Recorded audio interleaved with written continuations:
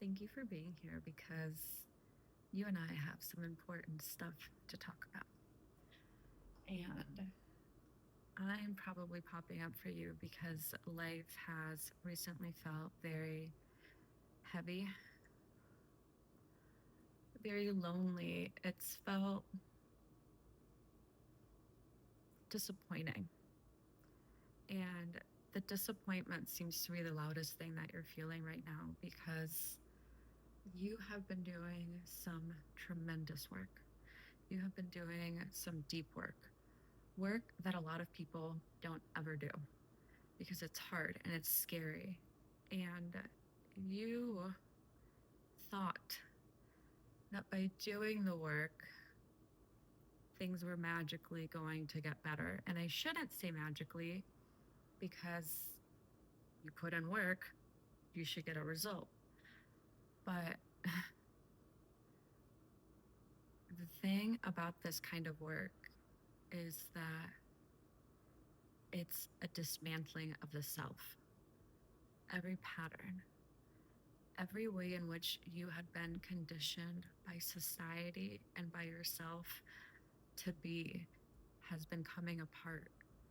And while that is a very exciting and freeing thing because you are feeling the weightlessness of not having all of that on your shoulders, it is also a terrifying feeling because that doesn't magically answer the question of who am I?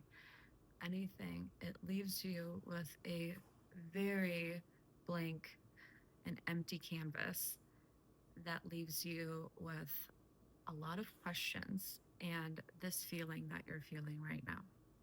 So, while life has felt like, do you hear my cats right now? Hey, stop it. While life has felt like that, like chaos lately, and just painful and isolating, I want you to know that it's not because you're doing anything wrong. And you peeling back the layers of who you thought you were and trying to get to the core of who you really are, you have to face some really uncomfortable things. You make some really heavy realizations. And those realizations often mean that the people that matter the most to us, the things that we wanted in life, suddenly don't have the same hold that they used to have on us, or we don't look at them the same. And that is a terrifying and just what is the point feeling because the life that you thought that you wanted, the relationships that you thought mattered, suddenly are visible for what they truly are.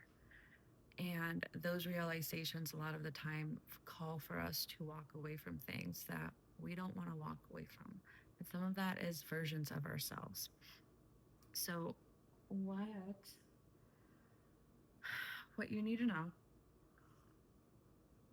I get some tea, is that you are in a stage of the process right now where you are the caterpillar that has gone into the little cocoon. And if you know about the process of it becoming a butterfly, it actually has to completely disintegrate itself into goo. And then from there, it builds itself into a butterfly, which is crazy to think.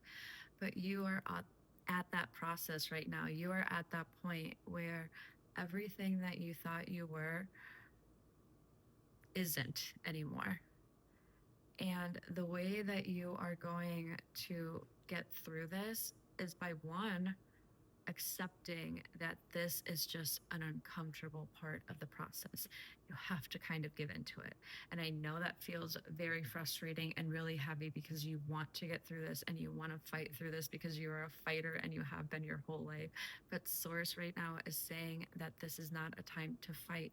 It is a time to just surrender and to let these things come up to the surface so that you can deal with them.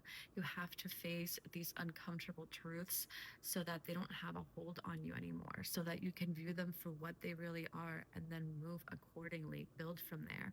And if you know anything about being stuck in like quicksand and mud, the way to get out of it isn't to like thrash around. That's actually how you sink deeper.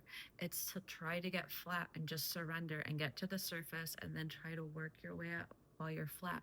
So right now, that's you in the quicksand. Instead of thrashing around like you have been, you have to just be still and surrender into it and know that you will slowly get back to the shore. And the other way to get through this is that question that is still there of who am I? And the way that you answer that isn't through manifesting and this and that. Like, yes, that stuff helps, but the way to get through it is through action. It's how are you going to show up for yourself every single day? Because that is what's going to shape who you are and who your future self will be. It's through these actions. So going forward, Source is asking you, be mindful of how you show up for yourself first and foremost, and then how you show up for the world around you, because it's all connected. So while yes, a lot of this part of the process is internal, it also has to do with how we relate to other people around us. So watch how you treat yourself. How do you want to show up for yourself?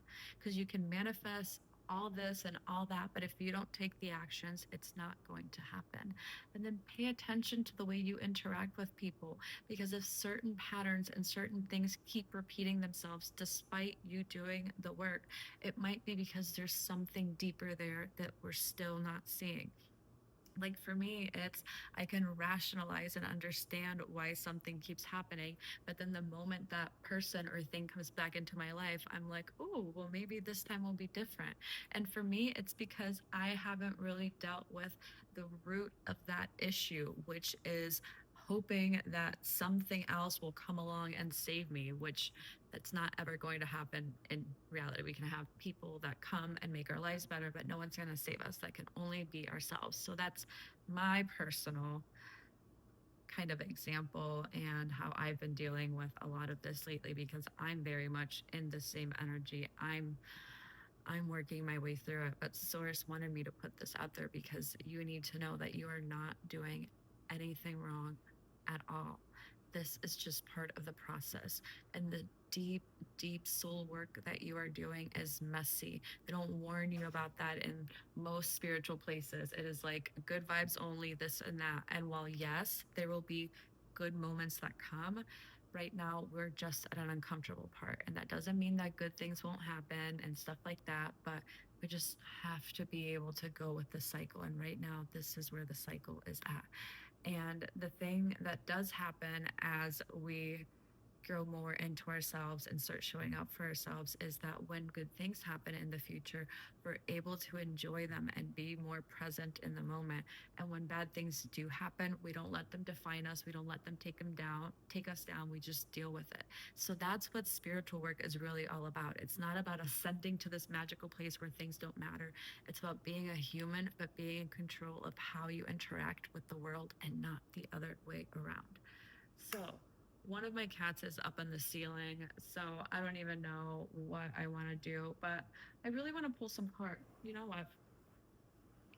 I'm not gonna go into like a deep tarot card reading, but Source, it's so funny. There's like a little halo around him, because of the ring light. I'm going to just pull a quick little card to close this off with from an oracle deck that I very much love. So put your intention into it. I hope this resonated, and I hope, that you are not doing anything wrong. Like, this is the deep stuff that they don't warn you about, like on social media and stuff like that. But you're doing what most people are afraid to do. So if things have just not been going right lately, or if you've been feeling so lost, know that you are not the only one. I am here too. So you got the library, number 6. I don't know if 6 is significant for you. Actually, let me show you the card. It's beautiful. Okay. So Uh, yeah, my cat is literally like on. I have a studio and I have like one of those half walls, and he just recently discovered that he can do that. So, your message is moment of beliefs. You become who you think you are. You've reached a burning library, and what may seem like destruction is instead a blessing.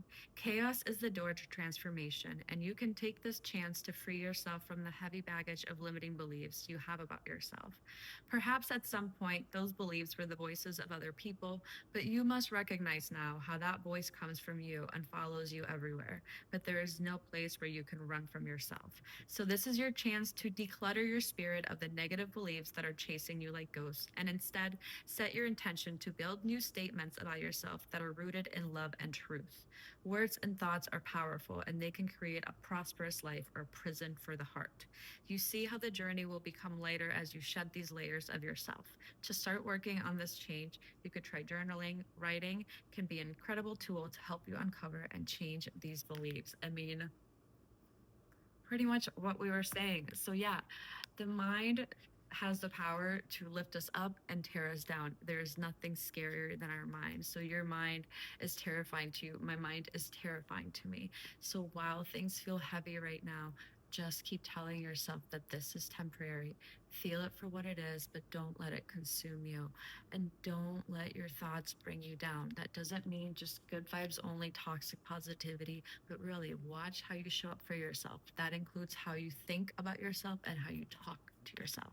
We are not perfect, but we must be kind. The kindness that you show to the person that you love the most is how you need to start treating yourself going forward. So, I am with you. You are so, so loved. Your angels are with you. Your higher self is with you. It is cheering you on and it is so excited. So, let me know how this resonated because it felt like that was a vibe. And I would say if you feel inclined, give a like or subscribe because I have a feeling I'm going to have a lot more chats with you. So stay safe. You are so, so loved, and I will see you so soon.